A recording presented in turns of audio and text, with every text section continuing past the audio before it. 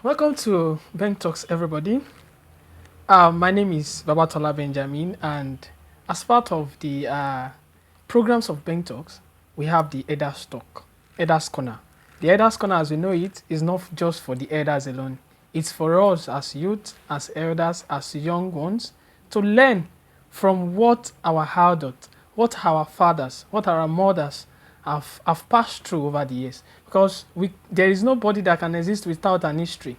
And it is this history that make up a country. So it is on this corner that we are having our father, our daddy, who have worked in different spheres of life, who have served Nigeria, served his state, served in his family, and served himself in different spheres. And that is where we are inviting. Well, it's not. I don't have the capacity to approach him to call his name like that. So I will like it if he will himself tell us who he is. So let's meet our daddy. Daddy, please can we meet you? Well, you have been meeting me. uh, since he says he doesn't want to say my name, it's part of the heritage of the Yorubas that we have tremendous respect for elders. It's part of what we call the Omoluabi ethos. Um, we don't use singular for an elder. We don't say Iwo. We will say Enyi. The Yoruba is a fantastic language and a fantastic culture when it comes to value system. So I can understand where you are coming from. Thank you, sir. My name is Simple Ambassador Yemi Farounbi,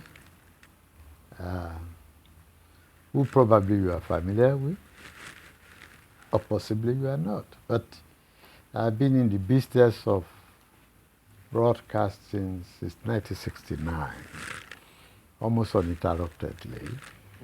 I've been chief executive of the oldest television in Africa, now called NTA Ibadan. I've been at NTV Akure. I've been chairman of the Broadcasting Corporation of Oyo State. As a matter of fact, in 1982, I started the television service of Oyo State. In 1990, I initiated the Oyo State Broadcasting Corporation. I was the chairman of that corporation for 10 years, 2000 to 2010. I managed the Odo State Radio Vision Corporation for 2 years. When I was starting the Odo State Television, I was a consultant in 1981. I was a consultant to Ogun State Television when they were about to start. And when they started with GBC, I was part of the team that formulated the programming philosophy. In 1985, I was involved with Radio Lagos and Lagos Television to look at the structure and the reorganization. I've been chairman of Daily Times before. I've been a teacher, an adjunct lecturer at the University of Ibadan, Department of Communication Arts, for about 8 years, and also at the Ibadan Polytechnic, Department of Mass Communication for about 7 years. I'm on the governing council of Leeds City University since it started. I'm the chairman of Ibadan City Polytechnic. I've been in the governing council of Yaba College of Technology. I've written columns for Daily Sketch, Sunday Sketch, Sunday Tribune, Tribune on Saturday, or When on News, Hope, and like that. So that's been my life. Wow.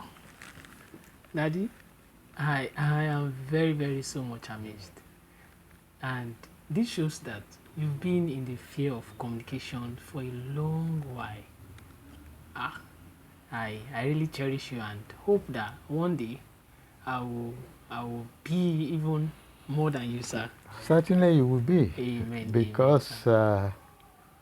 you are on your own. You already building a career. You are, in addition, building a profession. In addition, you are building a business. You know, I built a career. I built a profession working with other people. But you are building what you can leave behind. And you are aligned with the contemporary development. I've seen your arrangement this morning. Shows a proper understanding of the rapid changes in technology. Um, you understand the convergence of ICT. So I can see you going places beyond what you yourself can think. The only thing you need, never give up. Thank you, sir. Well, Daddy, that being said, before we go much, with communication then, right to communication, and right to communication now, because we saw a point in time where federal government have to suspend a social media because of deleting a, a statement made by the federal government, which the social media claimed that the statement is kind of um, I don't want to use a very harsh word. It is kind of unfair to the nation, and it can lead to something else. But in reaction to the government reacted that such a social media should be scrapped. Could we say that the right to effective communication have been abrogated or has been denied, or can we say that the federal government is right in doing that with the vast knowledge you had already over years? Because listing different kind of NTA, BCOS, OSBC, OGBC, all these kind of things have really expanded your vast knowledge in communication and every human right to communication. Has the government breached on the right to communication by doing that, sir? Now let's start this way. The Nigerian Constitution, bad as some people say it is the 1999 Constitution. What does it say? It talks about the fundamental freedoms that human beings are entitled to. And one of it is what we normally call freedom of speech. But the Constitution puts it this way: every Nigerian has the right to receive, to disseminate, to impart information. It's a fundamental right that nobody can abridge. Once you are not committing criminality. So the right of the media, which we call the press freedom, derives from the right of every Nigerian to receive, to impart, and to disseminate information. When you interfere with that, you are breaching a fundamental human right of Nigerians. And that is what government sometimes forgets. There is a government because there are people being governed. And there is a contract between the government and the governed. And that contract is the Constitution. And the Constitution says, I shall have a right to choose whichever religion I have. I shall have the right to associate with whoever I want. I shall have a right to disseminate, to receive, to impart information. It does not say I must impart it on radio alone. It does not say I must impart it or disseminate it on TV alone. It does not say it must be on newspaper alone. It does not say it must be on social media alone. Whatever format, depending on the changing technology in the world, nobody has a right to infringe on that right. So the government was wrong. Thank you so much for the clarification. We are very, very much impressed because during that period of time, there was a lot of noise, and youths were seeing different kind of things. People, despite that fact, it's so painful that even our so-called Nalet Dane and the Minister of Information came out and he was saying different kind of things that should not be heard of. But Daddy, I think that is why we are creating this corner, that people will learn more and people will understand that because we need to start learning all these kind of things. Some people defended the government then, that the government is right. Why would a social media delete an information which the social media, with the terms and conditions of the social media, it is very wrong to make that kind of a statement. So the social media already has it as its terms and condition, which is obviously the agreement between the government opening that social media handle and the owner of the social media. So for the social media to delete such an information, I also consider it as it should not be. But it's so painful that our so-called ministers, our so-called ministers of information, for crying out loud, still defending the same thing, those that ought to be responsible to advise the government, to advise the president that this kind of information is not good, supposed not to be. It is sad, that medium we're talking about removed Trump as President of the United States, the most powerful president in the world. It removed it.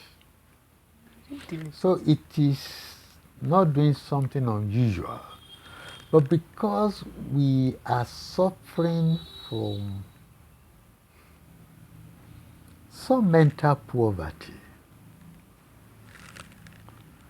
we never recognize that the leader is to serve.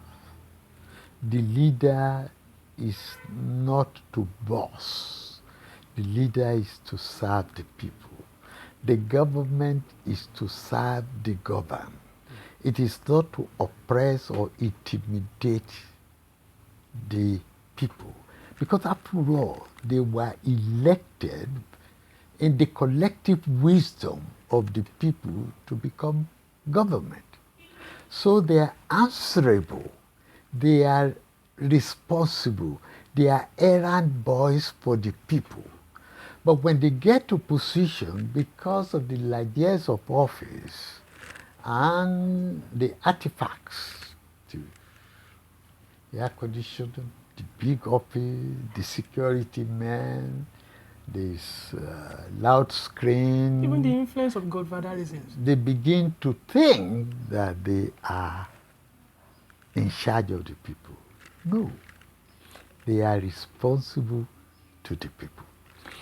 And unfortunately, this was why NEPAD was created in the days of Obasanjo. The African Union had this African peer system, so that you don't think you are alone. You are also part of a community, African community, and the world community. So you ought, in your utterances, in your performances, in your system and process of governance, you ought to learn, would Boris Johnson have done this? Would Biden do this? Would the president of Philippines, Malaysia, or Singapore, would they do this? So you are not an island. You cannot therefore become a deviant if even you don't want to obey your own constitution. We have an African Charter of Liberties. And this African Charter reinforces the right of the individual to free information. So it is our hope that our governments and their spokespersons, or even members of the government, will begin to realize that the government didn't create the people. The people created the government. In a democratic state. Well, sir, with your vast knowledge about communication, information, and television, radio stations, newspapers, and everything, over the years, has anything changed? When we are talking of things changing, I mean the way which information passes to people. Are people getting the real information? Because during the coronavirus, people started saying COVID-19 pandemic and battle with salt and battle with this and do this, do that. There was also I think a disease that was going through and that was going around. Is it Before that, was it Ebola? Ebola in Lagos State. And people started battling with swords, people started battling with a lot of things. And it is still in the 20th century. Compared to then, is the level of which information reaches people in the... Lagos State is not even a rural area, urban area for crying out loud. Sir, if Lagos State can be acting that way, I wonder what a state like Osun State, a state, because I'm from Osun State and I know some areas in Osun State that are still very rural. I wonder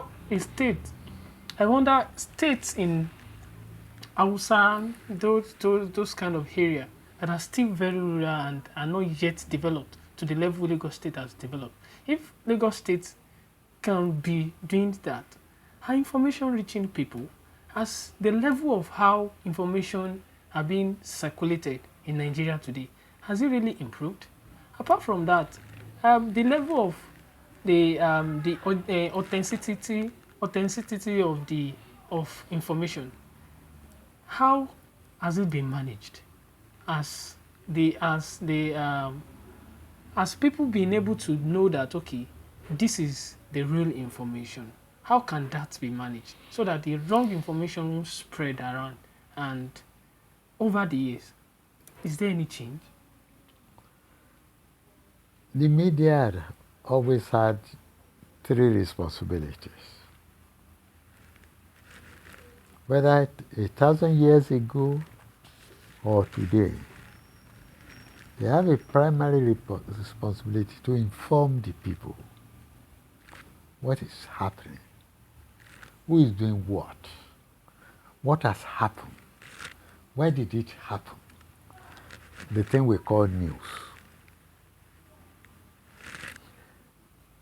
And the professional news reporters know that facts are sacred, comments are free. The facts must be presented in its undiluted form. It is a fact that you are here today to interview me. I can now have comments on it. Oh, it was a beautiful interview. Oh, I love the way they asked questions. I love the way they came before time. They are time conscious. Those are comments. But the fact is that you came here. So the dissemination of information is a primary responsibility of the media over time. Now, how well have they done it? In some cases, ownership had interfered the responsibility. Because I am anti-you, and I own a media house, then anything about you, I twist it.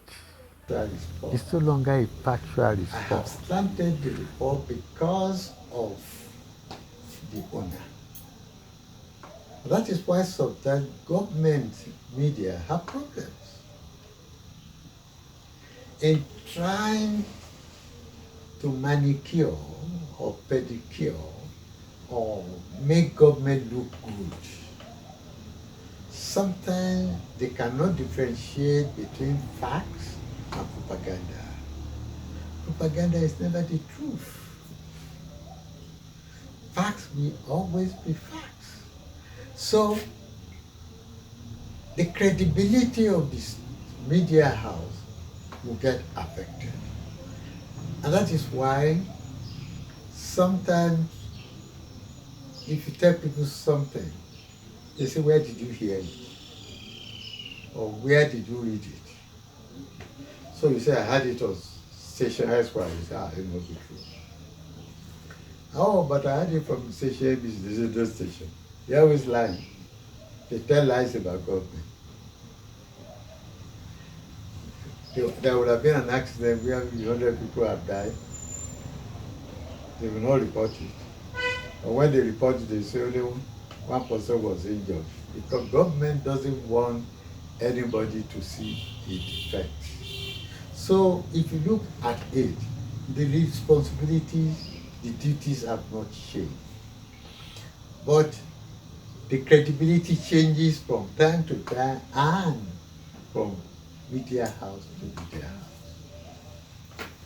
Sir, well, there are a lot of questions, but then I don't want us to hammer a lot of things, but there are a lot of questions actually. But due to some things, how can we caution the level of censoring information? As you mentioned, you said due to personal interest, due to the fact that both of us might have issues, how twist the information. How can government help? And in the information arena today, with you are an ambassador of the country to Philippines, is there any changes? Is there any differences? Or which is better, comparing Philippines to Nigeria? Let me say this. Every media will operate within the context of the nation, the type of government, the type of freedom. There is no government in the world that loves the media. When Richard Nixon was president, he tried to bully the media, which was what led to the Watergate episodes. When Margaret Thatcher was prime minister, she tried to bully the BBC and call them an enemy within Gate. Governments never want reported their misdemeanors and misconduct, and that is the job of the journalists. But in those other countries, the fact that BBC is owned in inverted commas by government doesn't mean it can give instruction to the media men there what to do. But in Nigeria or in a third world, they fire you for asking rude questions. Whereas that is your job. Your job is to probe those in government so that the people at home can have information, that they can know what is being done. That was the whole essence of the Freedom of Information Act. We want the people to know, because they created government. Government must be answerable to them. And there is only one intercessor between government and the government, the media people. They are the ones who say, Honorable Minister, you just built this road. Why did it take so long? Why did you give it to this contractor? Why did you do it for so much? Because a similar road built in China cost so much.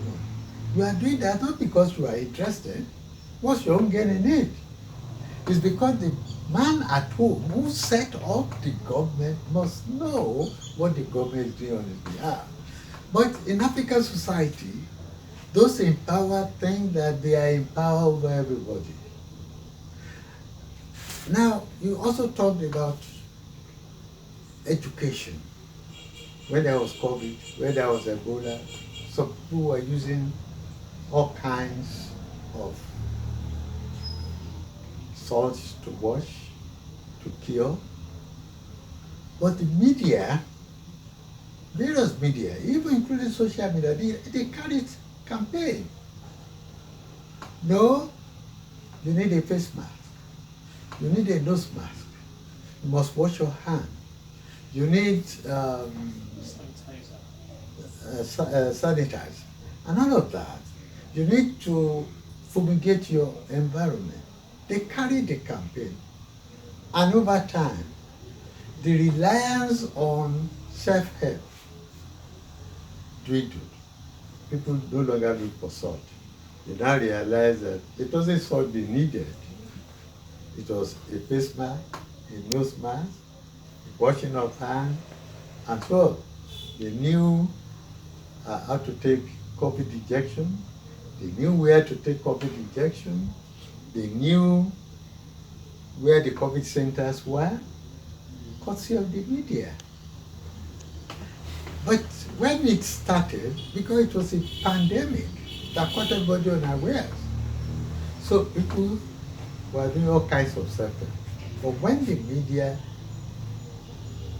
started this program of education, all of that stopped.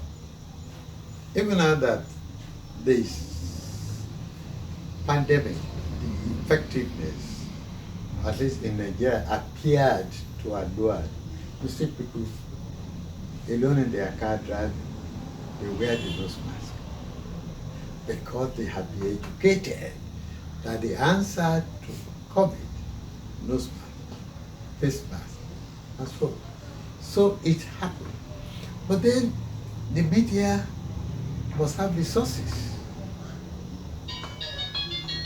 And the media needs resources. It's either government is giving it grant or they are relying on adverts. So when the economy is poor and you run an online TV or online radio or a radio or a TV or a newspaper and you can't get adverts. So there is no income. You are unable to pay salaries. Or you are unable to buy newsprint. Or you are unable to replace your camera when you would have loved to. So the way government runs economy can become a problem. Which, when government wants to interfere with media, they interfere with the economy. When you can't get newsprint, can you print? When newspapers become so expensive, who is buying? There was a time that Daily Time was selling 450,000 copies a day. There's no newspaper now that sells 30,000 copies a day. Why the people can't afford the 250 naira to buy it? And that is either kobo or pokobo.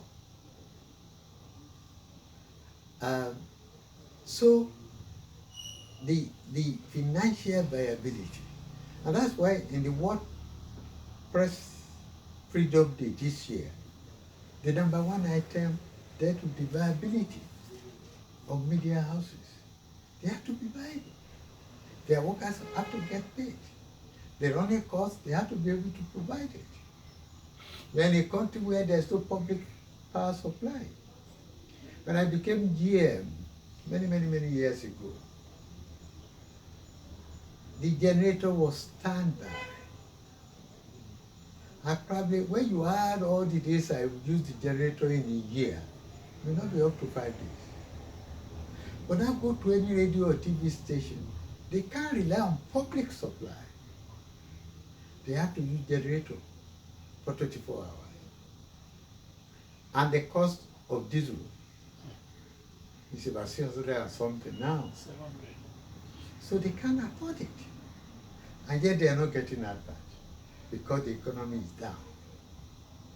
Because the industries have migrated from Nigeria, say, to Ghana.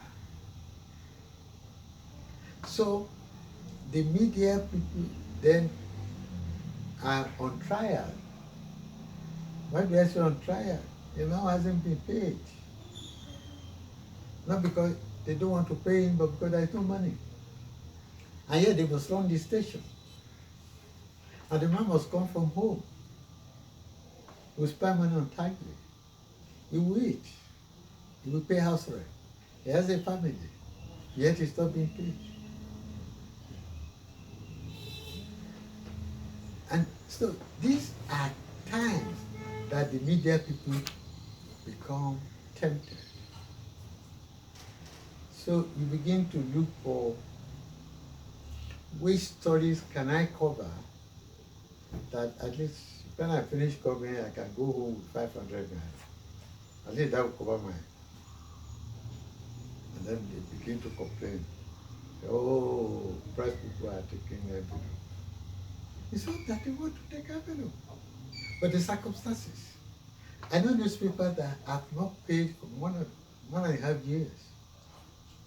I know radio stations that have not paid this year. And part of it, of course, is that we have too many. We don't have too many from point of view of the people. Ibadan has about 40 radio stations. For 20 million, that's fair. But for the economy that we have, 40 is too many. Because where are the industries? Where are the businesses? Who is going to advertise? Are you going to rely on burial and funeral announcements alone? So it becomes difficult. So we have to look at financial viability to sustain the independence of the news, of the media houses.